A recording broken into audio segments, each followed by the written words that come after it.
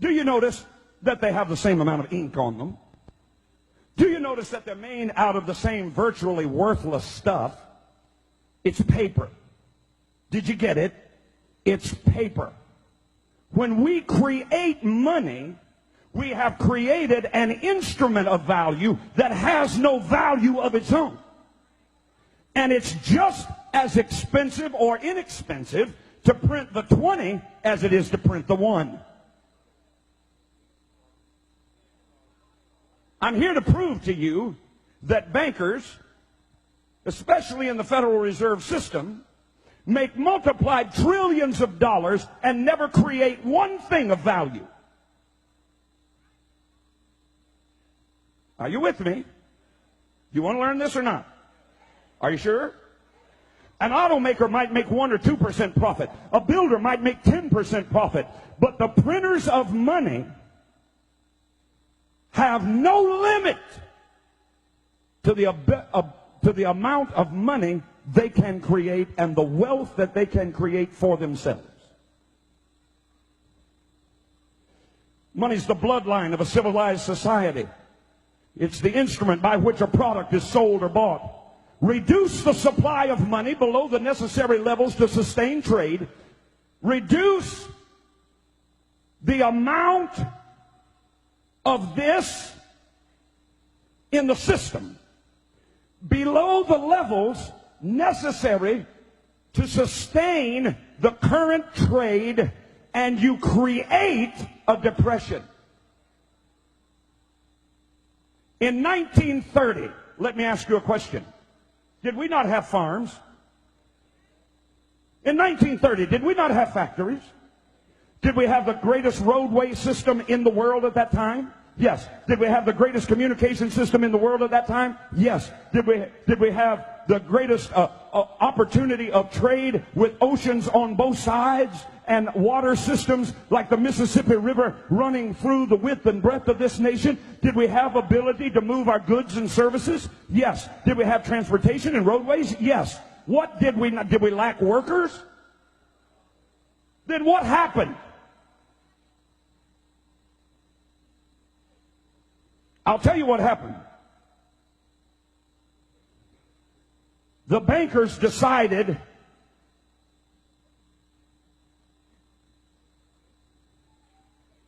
no more money for you. They got out of the stock market. I can give you the family names. They got out of the stock market the year before.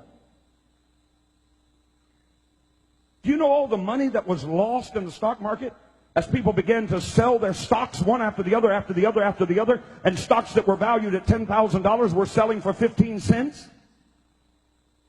And then they had to make a run on the bank because the banks, the stock market had said, oh, I'll tell you what you can do. You can borrow on margin. In other words, you can buy, the economy's really good here in the late 20s. Here's what you can do. You can borrow on margin for stocks. You can buy a stock at $100 worth of stock. You can buy it for $10, and we'll lend you the other money to buy the stock, and the stock is skyrocketing, so you stand to make a great profit. What they didn't tell the American people, and what you still don't know today, is that when they did that, they also put into that legislation that they would have a 24-hour recall. In other words, however much stock you bought, it would make a lot of money, but they could call that stock in, and you would be required not only to pay for the stock, but to pay for what you borrowed at interest from them. In other words, now you got to pay the $100 that they loaned you, but they're the ones that are calling it in. So when they called it in, you didn't have the money to pay for it, so you ran to the bank. But the bank only keeps 20% money on hand. They loan the rest of it out, so only 20% of the people could get any of their money out of the bank. So the banks collapsed, the stock market collapsed, all at the whim of the bankers who decided they wanted to make the money. Watch me. Watch me. All that stuff was being sold.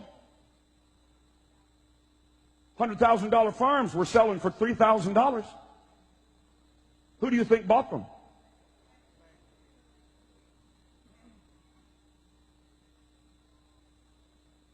Why are you looking at me funny? You know what you're looking at? You're looking like sheep that have been led to the slaughter and didn't know it. I'm going to continue. Can I continue?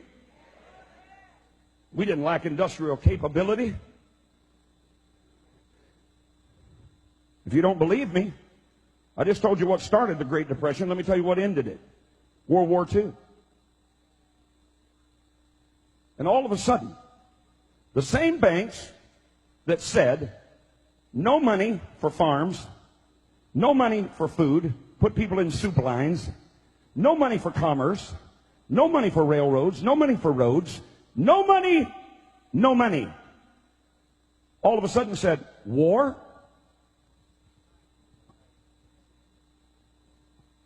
And all of a sudden, factories that were closed down began to work 3 shifts. Where'd the money come from? The same pockets that refused to give it before. Because they decide when it will be printed, how much will be printed, and how much usury or interest will be paid. Not the federal government.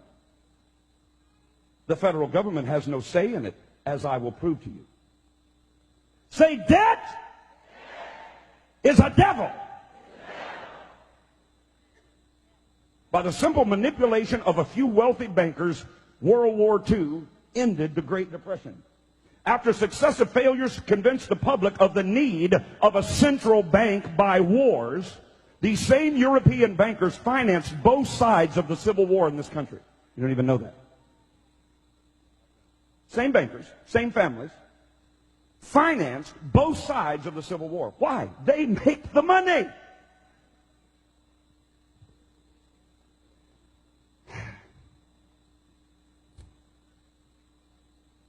After they couldn't get the American people to swallow the lie of a central bank by creating war, they decided they would artificially create, listen to me, recessions, depressions, inflations, and panics.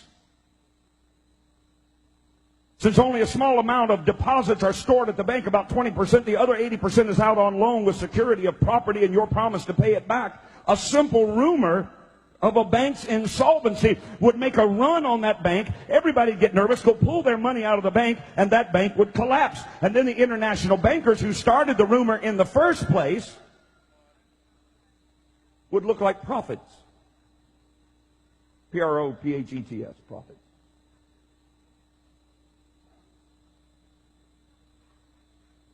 Are you hearing something you've never known? Wave your hand. If you think America ought to know, wave your other hand. All right, then don't quit on me. One of the key movers and shakers of this, let's get a central bank by making the people afraid by causing their banks to collapse. One of the key movers and shakers was a man by the name of, you might recognize it, J.P. Morgan. His father was an agent for the wealthy, you might know this name, Rothschild family. Here's a quote. The Federal Reserve. In 1869, J.P. Morgan went to London and reached an agreement for a company known as the Northern Securities that was intended to act as the international bank, as the agent for the Rothschild company in the United States. The first major panic created by the international bankers occurred in 1893 when local bankers from around the nation were told to call in all their loans. Told by who? By these wealthy bankers. Senator Robert Owen testified before a congressional committee that the call on the banks, testified before a congressional committee that the bank he owned, this was a senator, received from the National Bankers Association what came to be known as the Panic Circular of 1893. It stated, you will at once retire 1/3 of your circulation and call in 1/2 of all your loans. Why? Because that makes the bank collapse.